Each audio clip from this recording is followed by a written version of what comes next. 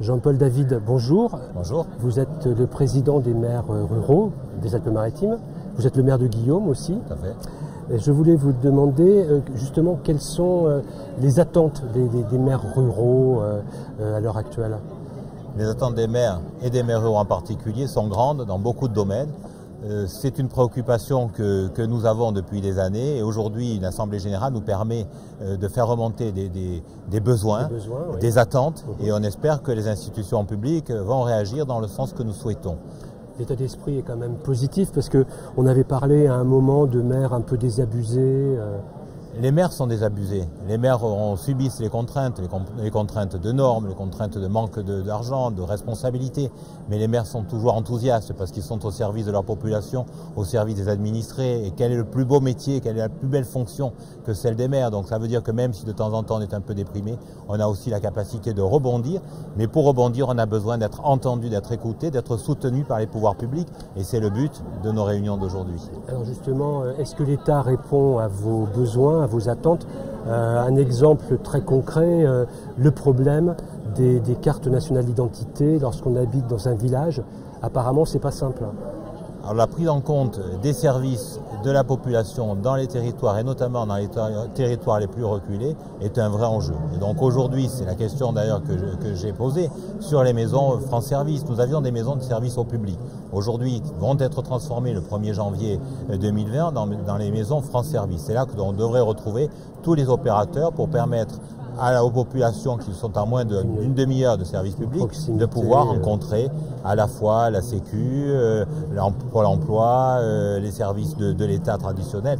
Donc c'est un bon argument, c'est indispensable aujourd'hui pour que nos territoires restent attractifs qu'il y ait ces services de proximité.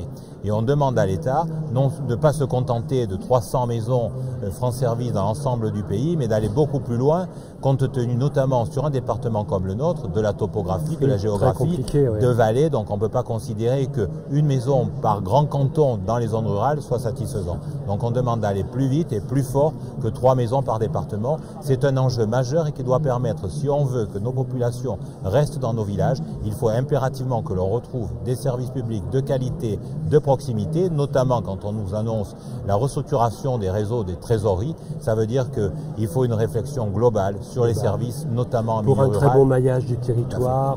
Le maillage du territoire en termes de services publics, en termes de santé est indispensable et c'est là qu'on appelle à une véritable politique d'aménagement du territoire global, pas des coup par coup, telle administration s'en va, modifie, qu'on ait cette vision territoriale globale, vallée-aide, espace par espace et que l'État nous donne des réponses concrètes. D'accord. Alors nous parlions tout à l'heure un peu de l'état d'esprit des maires. Est-ce que vous avez le sentiment que beaucoup vont se représenter? Est-ce que c'est une fonction qui attire toujours le citoyen? Aujourd'hui, on est inquiet. On a un certain nombre de nos collègues qui ne souhaitent pas repartir.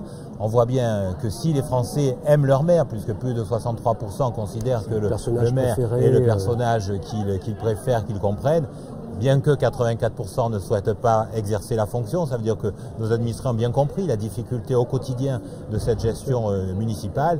Mais je crois qu'il faut aujourd'hui appeler à cette citoyenneté. Il faut que les jeunes, notamment, s'impliquent dans la gestion municipale. Le discours du préfet aujourd'hui nous a permis aussi de montrer qu'on a besoin d'un État facilitateur, d'un préfet à nos côtés qui nous aide. Donc c'est aussi un appel à la citoyenneté. C'est une très belle mission que d'exercer pour ces administrés dans l'intérêt général. Voilà. Et cet intérêt général, il faut effectivement qu'il soit le plus largement partagé sur nos territoires et donc c'est un appel bien sûr au renouveau, à la jeunesse. Il faut s'impliquer dans nos communes, il faut donner de la force pour que nos communes continuent à vivre, que nos villages dans la tradition mais aussi dans la modernité, regarder vers l'avenir.